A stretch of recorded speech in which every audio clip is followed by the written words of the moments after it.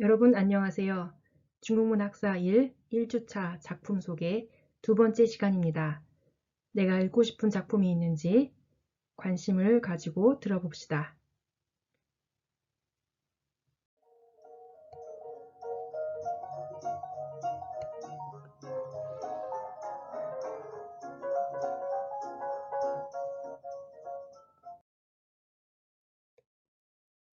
이번 수업을 들으면서 생각해 볼 문제입니다. 이번 시간에는 이번 학기에 배울 소설을 소개할 텐데 그 소설 가운데 더 관심이 가고 배우고 싶은 게 있는지 생각해 봅시다. 그리고 시가에 대해서 설명할 텐데 중국의 위진남북조 시기 대표적인 시인들과 당나라의 대표적인 시인들을 볼 겁니다.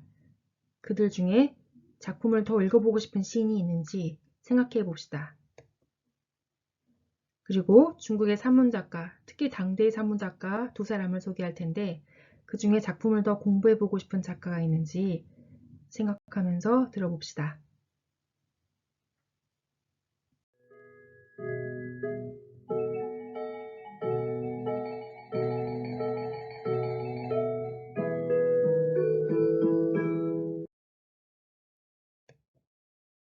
먼저 살펴볼 작품은 위진남북조 시대의 세설신어라는 작품입니다. 세설신어는 대표적인 지인소설로 알려져 있습니다. 지인소설이라는 뜻은 사람을 기록한다, 즉 사람들의 일화나 일사를 기록한 것을 말하는 것입니다. 이 작품 가운데는 당시의 귀족 문인이나 재상, 장수, 은사 등 628명에 달하는 사람들의 언행과 일화가 수록되어 있습니다. 당시 사람들의 일화를 통해서 문학, 예술, 정치, 학술 등 위진남북조 시대의 다양한 문화적 면모를 살펴볼 수 있는 사료적 가치도 굉장히 높은 작품입니다. 특징적인 것은 이 사람들의 일사를 36편, 36개의 서로 다른 편목으로 분류해서 배치한 것입니다. 36개의 신미안이라고도 볼 수 있겠네요. 그리고 등장인물들의 일화를 대화나 구어를 활용해서 잘 기록하였기 때문에 그 현장이 생생하게 전해지는 핍진한 묘사가 있는 것이 또한 특징입니다. 그러면 짧은 내용을 한번 살펴볼까요? 그럼 같이 세설신어 현원편에 들어있는 이야기를 읽어보도록 하죠. 현원편이란 현숙한 여인에 관한 이야기들을 모은 것입니다.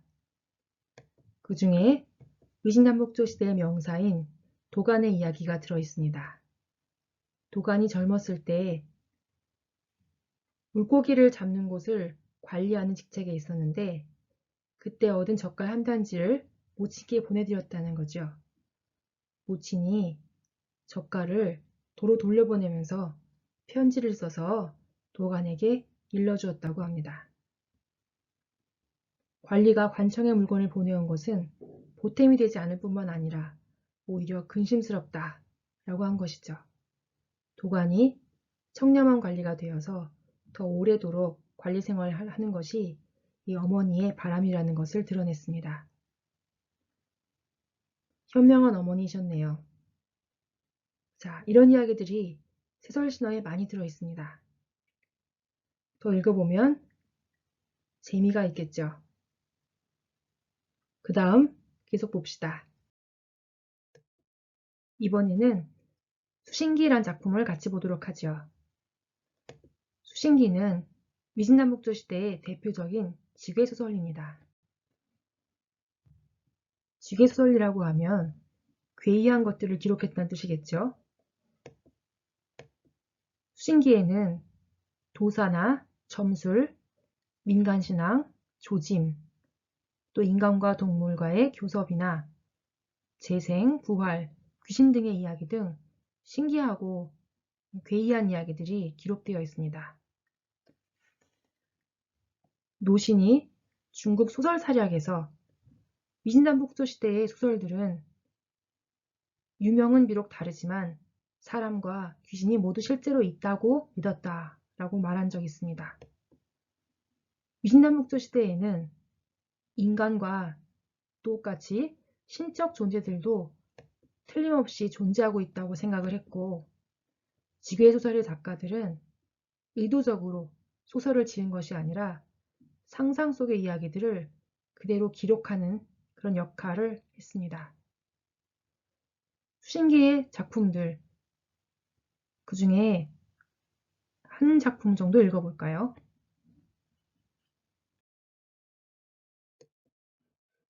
수신기에 들어있는 이야기 중에 육종 출체라는 작품을 읽어봅시다. 6개의 종이 눈물을 흘리다 라는 뜻이네요. 진나라 원강 3년에 궁전 앞에 6개의 종이 있었는데 모두 갑자기 눈물을 흘리기 시작하더니 1시간 15분 정도 지나서야 그쳤다고 합니다. 그런데 이 일은 가후가 양태호를 죽이는 악행을 저지르고서도 잘못을 뉘우치지 않았기 때문에 종이 눈물을 흘리면서 이 사건을 슬퍼한 것이다 라고 해설했죠. 종이 눈물을 흘리는 것은 사실 어떤 물이 흘러내리는 기후변화 때문에 생긴 결로가 아닐까 싶기도 한데, 그런데 이 사건에 대해서 이전에 잘못을 저지른 악행으로 인해 그것을 슬퍼한 종이 사람처럼 눈물을 흘린 것이다 라고 해설했습니다.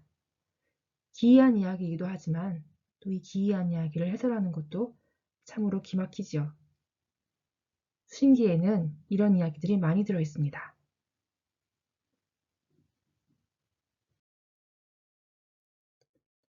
계속해서 신선전이란 작품을 보겠습니다. 신선전은 동진의 갈홍이란 사람이 편찬한 신선 전기집입니다. 84명의 신선들의 고사와 행적을 수록해서 이 신선들이 어떻게 장생물사했는지를 자세히 기록하고 있는 신선 전기집이죠. 신선전 서에 보면 신선이 되는 것은 터득할 수 있고 불사는 배울 수 있다 라고 하였습니다. 선화가득, 불사가학이라고 했네요. 그러니까 신선이 되는 것은 학습을 통해서 가능한 것이고 이 득도의 길도 역시 학습을 통해서 될 수 있는 것이니 노력하여 신선이 되도록 하자라는 신선사상을 선양하는 의미를 가지고 있는 것입니다. 그럼 그 중에 수록된 신선고사 한 편을 살펴보도록 하지요. 소개할 이야기는 비장방이라는 신선에 관한 이야기입니다. 이 비장방은 신비한 도수를 가지고 요괴를 제압하고 사람을 구하는 신선에 해당하지요. 비장방이 사는 곳에 요괴가 자주 나타났는데 이 요괴가 장난이 심해서 태수의 옷을 입고 부문에 가서 북을 울리고는 사라지곤 했습니다. 어느 날 비장방이 태수를 만나러 왔다가 마침 태수의 옷을 입은 요괴를 만난 거죠. 요괴는 무서워서 당장 옷을 벗고 머리를 조아리며 살려달라고 했습니다. 비장방이 본 모습을 보자 라고 하니까 이 요괴의 본 모습은 큰 자라였다고 하네요. 비장방은 이 요괴에게 찰부를 주고 붙이는 부적을 주고 갈피오의 신선에게 칙서를 보냈죠. 요괴는 찰부를 가지고 갈피오 옆에 이르더니 목에 감아 죽었다고 합니다. 한마디 말로 요괴를 제압할 수 있는 이 신선 비장방의 놀라운 도술이 돋보이는 이야기입니다. 신선전에는 이렇게 다양한 신선들의 이야기가 들어있습니다. 그럼 다음 살펴보죠. 계속해서 전기소설 공부해 보도록 하겠습니다. 전기라는 것은 말 그대로 기이한 것을 전한다는 뜻이지요. 당나라 사람들은 기이한 것을 전하는 소설을 당시 소설을 통칭하는 의미로 썼습니다. 전기는 위진남북조 시대의 지괴와 지인을 개성하고 있지만 조금 다른 점이 있다면 지괴나 지인이 이전에 전해져 내려오는 이야기들을 그대로 기록한 것에 반해서 당나라의 작가들은 의식적으로 소설을 창작한 면이 있었다는 것입니다. 내용 면에서 귀신이나 지괴 같은 것이 더 많았던 내용들이 사회나 인생의 문제, 또 새로운 관심으로 변환되면서 그 형식과 내용이 이전과는 구별되었습니다. 근대적 의미의 소설체계는 당나라 전기로부터 시작된다고 말할 수도 있을 것입니다. 그러면 전기소설 더 살펴보도록 하죠. 전기소설은 소설적 성취도 뛰어나고 수량이 풍부하면서 내용도 다양합니다. 그 내용은 대략 4가지로 분류할 수가 있습니다. 첫 번째로는 신기루 소설입니다.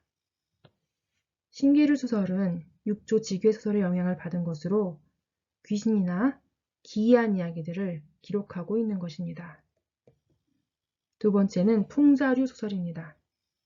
풍자류는 초현실적인 내용을 담고 있는데 그 가운데서도 인간과 사회 모습 반영하면서 인간과 사회에 대한 풍자를 주제로 삼고 있는 것입니다.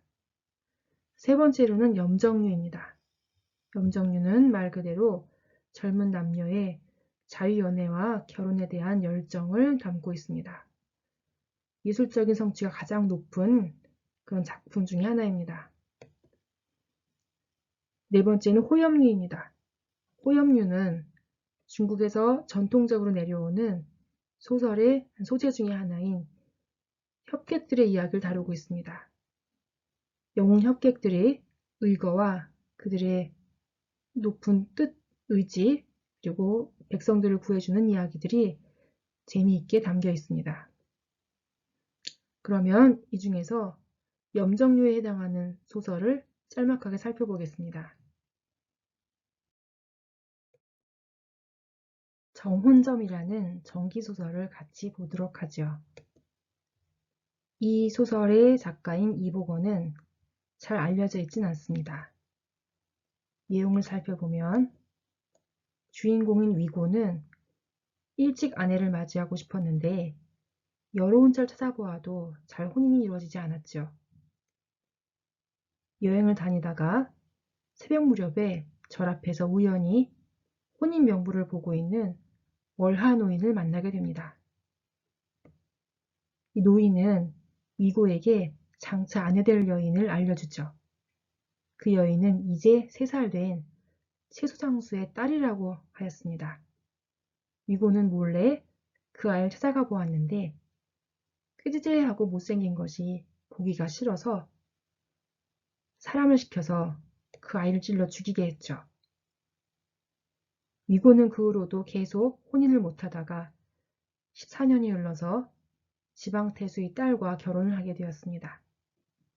아내는 아주 예뻤지만 미간에 늘 납작한 보석을 붙이고 있었죠. 어느 날 그 이야기를 물어보니 그녀는 자기가 어릴 적 3살 때 채소를 파는 유모의 품에 안겨 있었는데 어느 남자가 자기를 찔러서 이마에 상처를 냈다는 것입니다. 위고는 그 이야기를 듣고 깜짝 놀랐죠. 그리고 자신이 한 짓임을 밝히고 사과를 하였고 부부 사이의 금술은 더욱 좋아졌습니다. 그리고 그들의 아들은 출세하여서 고위 관료가 되었다고 합니다. 이 이야기는 혼인의 인연은 숙명과 같이 질기고 질겨서 끊을 수가 없기 때문에 소중히 여겨야 한다는 것을 알려주는 다짐하는 이야기입니다. 자, 전기소설 재미있죠?